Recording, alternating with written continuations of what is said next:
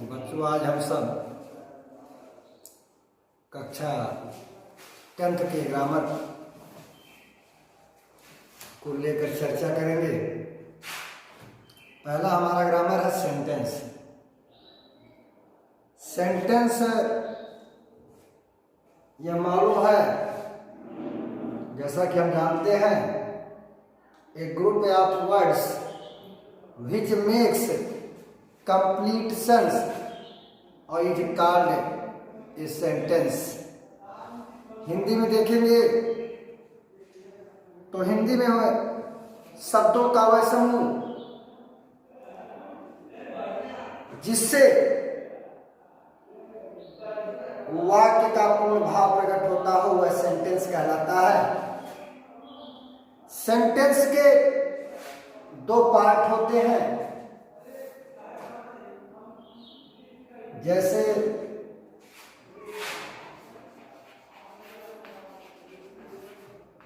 पहला पार्ट आपका होता है सब्जेक्ट, जिसको हिंदी में हम कर्ता कहते हैं। दूसरा होता है प्रेडिकेट,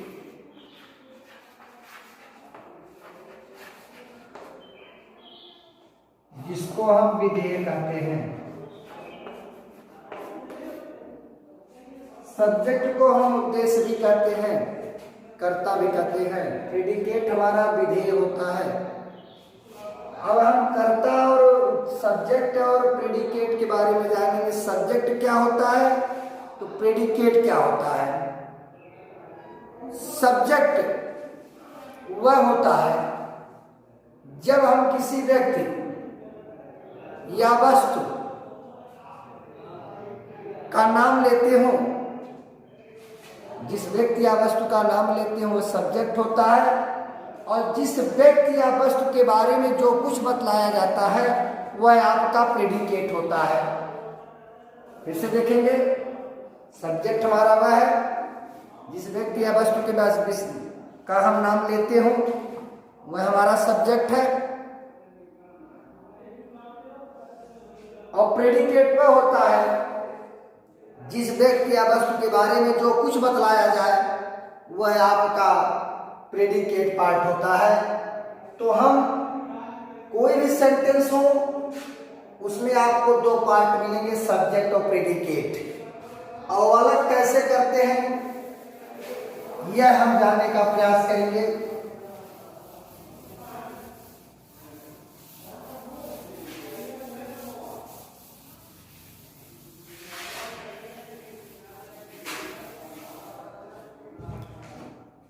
अभी रहा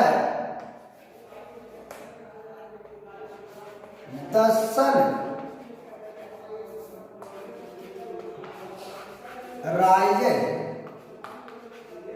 इन the east.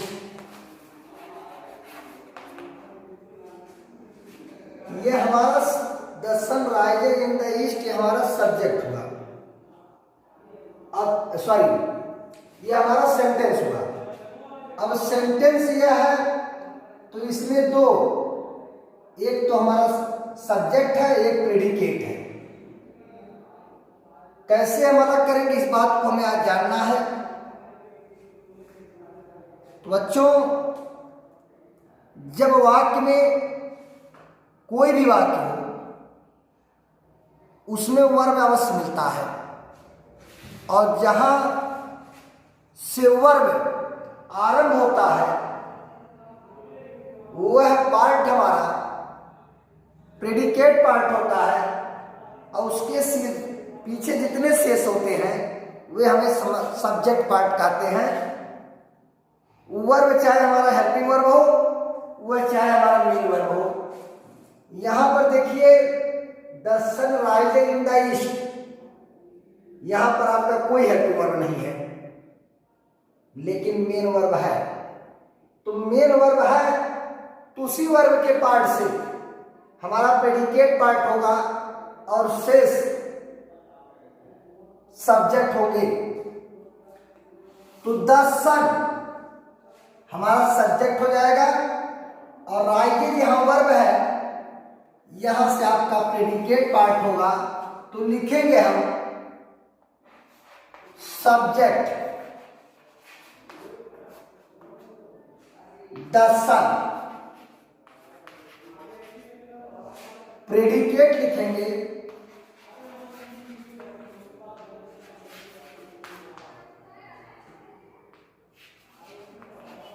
Rises in the east.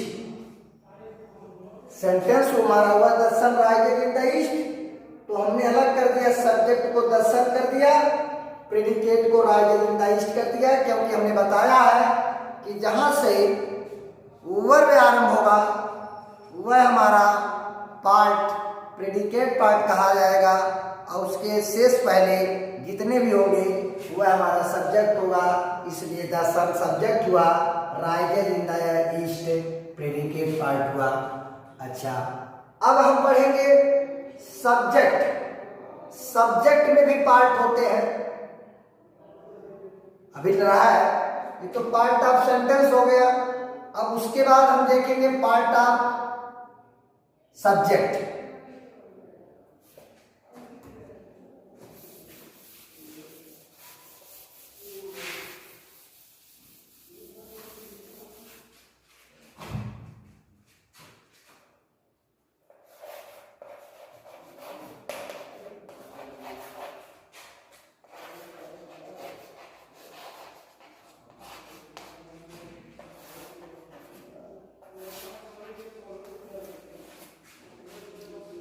Part of subject,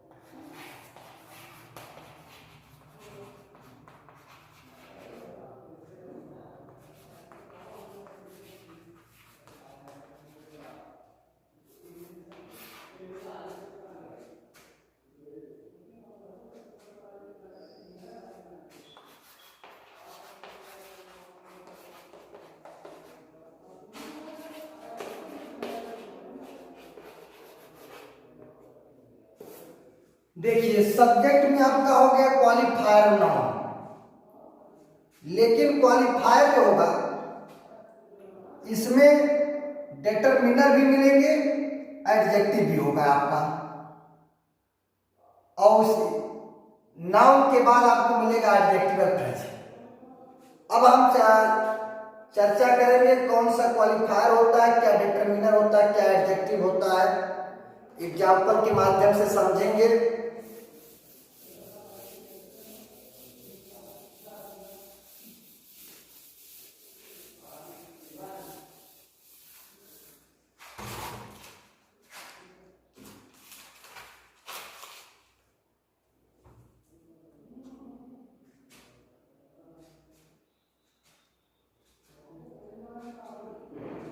अभी रहा है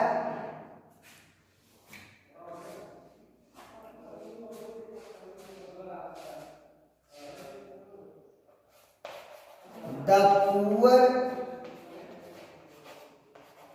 मैन इज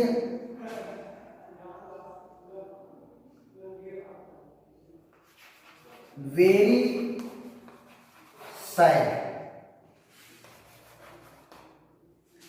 अब देखेंगे आपका इज वेरी सैड प्रेडिकेट हो गया, द पुअर मैन आपका सब्जेक्ट हो गया, क्योंकि यहां वर्ब मिल रहा है। और हमको चर्चा करना है सब्जेक्ट पार्ट में। अच्छा, सब्जेक्ट पार्ट में यह आपको मालूम है कि मैन जो शब्द है नाउन है। अब नाउन के पहले आपको मिल रहा है द पुअर। ऐसे कंडीशन में यदि नाउन के पहले दो मिले तो ये तो डिटरमिनर होगा, एक आपका एडजेक्टिव होगा। लेकिन यदि हम और सही अर्थों में समझें, यदि नाउन की विशेषता इसके पहले कोई बतला रहा है तो यह आपका एडजेक्टिव होगा, और उसके पहले जो कुछ होगा आपका द होगा। अब इसमें लिखेंगे सब्जेक्ट पार्ट, तो हो जाएगा आपका डेटरमिनर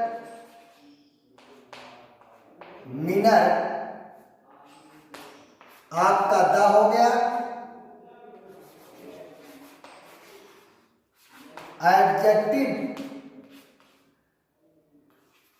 पुअर हो गया, और नाउन जो है मैन हो गया।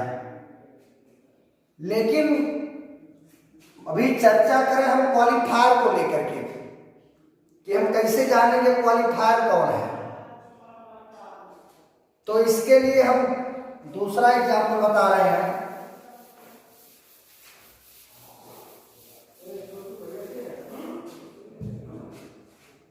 अभी रहा the sun sets in the west, सूर्य पश्चिम में छिपता है। सेट शब्द एक वर्ब है, क्रिया का है, यहां से प्रेडिकेट हो गया या सब्जेक्ट हो गया। सन हमारा नाउन है। अब केवल यहां द बचा हुआ है। एक बात क्या क्लियर करेंगे, जब डिटरमिनर होगा तो कन्फर्म है एडजेक्टिव मिलेगा, और यदि एडजेक्टिव नहीं है तो उसके पहले डिटरमिनर नहीं, उसे क्वालिफायर कहते हैं। क्वालिफायर हो या डिटरमिनर हो, वह जो नाउन होता है नाउन की सीमा या संख्या को निर्धारित करता है। इसलिए आपका जो क्वालिफायर है यह आपका द होगा, और यहां जो नाउन होगा यह सन होगा। तो इस तरह हम समझ सकते हैं कि नाउन के पहले यदि एडजेक्टिव है तो कन्फर्म है उसके पहले कोई न कोई डिटरमिनर होगा, और जब एडजेक्टिव नहीं है तो नाउन के पहले जो कुछ होगा वह आपका क्वालिफायर होगा। अब हम बात करेंगे एडजेक्टिवल फ्रेज की। एडजेक्टिवल फ्रेज जो होगा वह आपके वर्ब के पहले और नाउन के बाद जो कुछ मिलेगा वह आपका एडजेक्टिवल फ्रेज कहा जाएगा। ठीक से देखेंगे, नाउन के बाद और वर्ब के पहले जो कुछ मिलेगा वह आपका एडजेक्टिवल फ्रेज होगा। एग्जाम्पल के माध्यम से हम समझेंगे।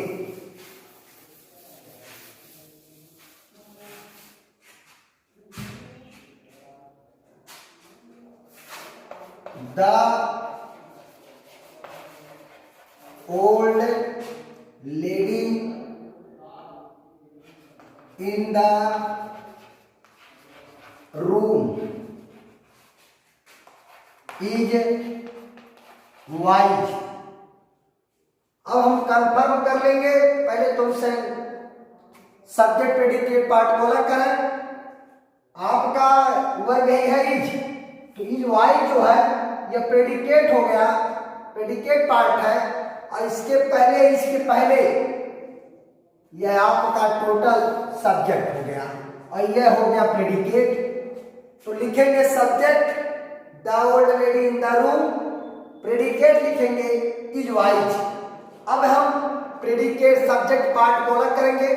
सब्जेक्ट पार्ट में पहले तो हम यह नाउन को पकड़े, तो नाउन के पहले देख रहे हैं यहाँ द है, ओल्ड है, ओल्ड विशेषता बतला रहा है तो एडजेक्टिव हो जाएगा, और जब एडजेक्टिव हो गया तो कन्फर्म डिटरमिनर है, तो इसलिए द हमारा क्या हो गया, determiner the. Adjective old, noun lady, और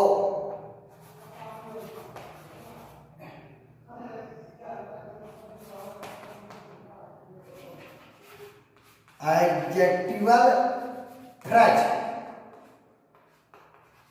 इन द रूम। बच्चों दिक्कत ये होती है कि हम अलग नहीं कर पाते कौन सा क्वालिफायर है कौन सा डिटरमिनर है, समस्या यही होती है। तो सबसे आसान इसका तरीका होता है कि हम नाउन को पहले पकड़ लें, जैसे लेडी हमारा नाउन है, अब हम देख लें कि लेडी के पहले कोई भी एडजेक्टिव है तो उसके पहले जो कुछ आपका होगा वह आपका डिटरमिनर होगा। यह एडजेक्टिव हो गया, यह नाउन हो गया, और नाउन के बाद और वर्ब के पहले जो कुछ मिलेगा आपको, जो कुछ नाउन कर्ता के बाद और क्रिया के पहले जो कुछ वर्णन व्याख्या करते मिल रहा है वह आपका एडजेक्टिवल फ्रेज होगा। अब यह आसान हो जाएगा। रही बात क्वालिफायर की, यदि कर्ता के पहले एडजेक्टिव नहीं है तो कन्फर्म है, वह क्वालिफायर है। तो हम यह प्रयास करेंगे कि एक्सरसाइज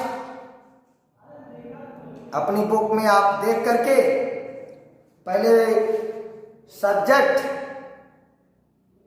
और प्रेडिकेट को अलग करने का प्रयास करेंगे। उसके बाद जब बढ़ेंगे आगे तो एक्सरसाइज मिलेगी आपको सब्जेक्ट पार्ट अलग करने की, तो सब्जेक्ट पार्ट को अलग करेंगे, प्रयास करेंगे कल फिर प्रेडिकेट पार्ट को बताने का।